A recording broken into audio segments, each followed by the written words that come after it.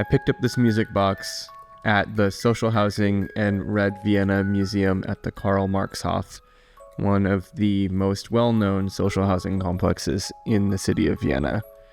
And a music box playing a song that harkens back to political revolution and a fight against fascism seemed apropos.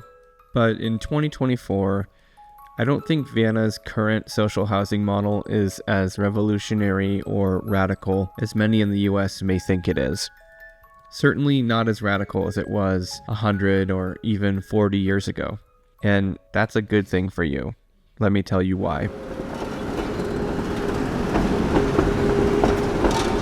Well, let me start by talking about what I was doing in Vienna in the first place. I tagged along with a coalition of former colleagues, elected officials, political consultants, social housing advocates, workers' rights advocates, and labor from Washington State. The goal was for the coalition to do a deep dive on Vienna's social housing model in order to export some of the elements and put Seattle's year-old social housing developer on a solid trajectory for success. What I learned while there is that during the period known as Red Vienna, and for much of the 20th century following World War II, Vienna was light years ahead of the rest of the world in creating holistic communities centered around public housing. But I also realized that in 2024, the ideas stemming from that time have spread across Europe, even to a small city like the one that I call home now. And in fact, the state of Vienna's social housing model post-2004 isn't that different from the models in cities across the United States. Yes, it's still different, but not impossible to imagine in a US city one day. 76% of Vienna rents, about 2/3 of San Francisco rents, and a little over half of Seattle rents. The biggest difference is that in these places, the majority of rent paid is going into the pockets of investors. And in Vienna, the largest landlord happens to be the city itself.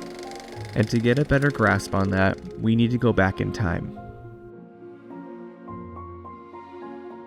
Following the end of World War I and the creation of Austria, Viennese revolutionaries, through the lens of the Social Democratic Party, sought to change the terrible living conditions that plagued many at that time. Prior to Red Vienna, many lived in the equivalent of SROs, or single-room occupancy apartments, places meant for one person, but holding entire families. According to the Social Housing Museum, people were in such desperate conditions that they rented out their children's beds to laborers. Many also did not have access to shower facilities, laundry, or toilets at home. It was miserable. And following the end of World War I, people, for the first time, felt like they had a chance to bring people out of these living conditions into something that met all of their needs. Beyond the basics, laundry facilities, showers, and bigger apartments, people also had access to green space, kids could walk to kindergartens, schools were incorporated into communities, couples counseling and other forms of free mental health care were provided. These were the goals of the Social Democratic Party, and they were very successfully implemented. This, of course, all came to a crashing halt during the rise of Austro-fascism and World War II, but it would return in the decades following. Forces of Germany have surrendered to the United Nations. The flags of freedom fly all over Europe. And until 2004, municipal housing would spread across Vienna and become the inspiration for much of the world's social housing philosophy. According to the public social housing landlord Wiener Wohnen, the last social housing project built by the city directly was in 2004. In the intervening years, there was a move to public-private, limited profit, or non-profit partnerships to meet their housing goals. Couple that with a large wave of new residents, and Vienna is finding it hard to meet public or semi-public housing demands. Meanwhile, as pointed out in the book New Social Housing, which provides an in-depth case study on Vienna's public housing, the city has become increasingly attractive for private investment, which, as we've witnessed in places like Manhattan, Seattle, and San Francisco, private investment meets the needs of investors, not residents. And while the specific idea that private industry can provide public services better than the government hasn't risen to the ridiculous levels that it has in the US, it's still on the rise, not just in Vienna, but all over Europe.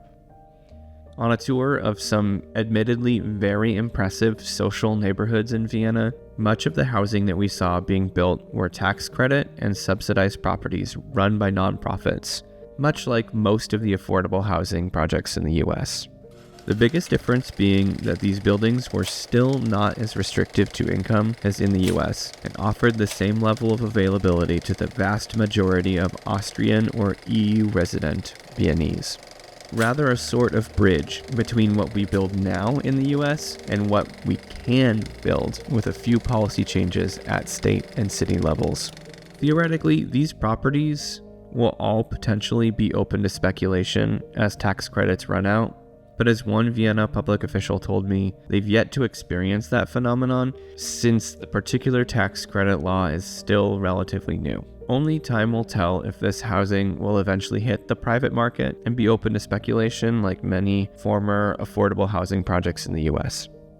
For the time being, Vienna's publicly run Wiener Wohnen is still the largest landlord in Europe, offering nearly universally affordable housing in communities rich in access to everyday essentials, albeit at a diminished rate compared to the heyday of communities like the Karl Marx Hof. And at this moment, it seems that many places may be catching up to the idea of universal affordability, of communities that meet people's needs, and promoting social mixing. Even in social housing construction or rehabilitation, places like Paris are rapidly catching up, as the French capital now boasts about 25% of residents living in social housing. Perhaps the biggest takeaway I have from visiting Vienna doesn't come from verdant gardens or massive, universally affordable housing projects, Viennese walkability or public transportation access, or any of the things curated for our visit. It comes from the people I joined on this journey. Smart, creative people who are looking to do better for their community by looking out of the box toward places that have tackled housing affordability in a different way. Just as unjust living conditions and political revolution led to Red Vienna, American reluctance to provide meaningful aid to unhoused people, growing unaffordability, and widespread displacement will lead to bold new policies that address these issues in a way that takes into account people's individual and social needs. I wholeheartedly believe the next wave of revolutionary public housing and community development policy is actually already being developed little by little in the US right now. On my last night in Vienna, looking at the faces of these people that I joined, I felt hope. Hope that the folks at this table are the spark that Washington State needs to lead the social housing revolution in the US, to lead the fight for universal affordability and equitable access to daily essentials, to erase racist and classist zoning practices that exist to exclude and isolate entire communities, to create policies that build cohesive communities that center the needs of all who call them home. People who already took it upon themselves to create a social housing developer in Seattle, making Seattle the first major city in the US with a mandate to strive for universally affordable, democratically run, non-isolated, and permanently non-commodified public housing. People like those that I joined on this trip who are experimenting with and refining ideas from abroad. People who are willing to try something different. People who are ready to stand up against the tide of neoliberalism and right-wing ideology that has dictated much of the policy on all levels in US government. On that last night in Vienna, I was proud to share space with them and full of joy knowing that they and many others like them exist. After all, people are what make positive change happen, inside and outside of government, and we need more people like them. And at the end of the day, Vienna does still remain impressive, especially to an American eye, but because of people like them, it isn't out of reach. So what do you think? Are you in?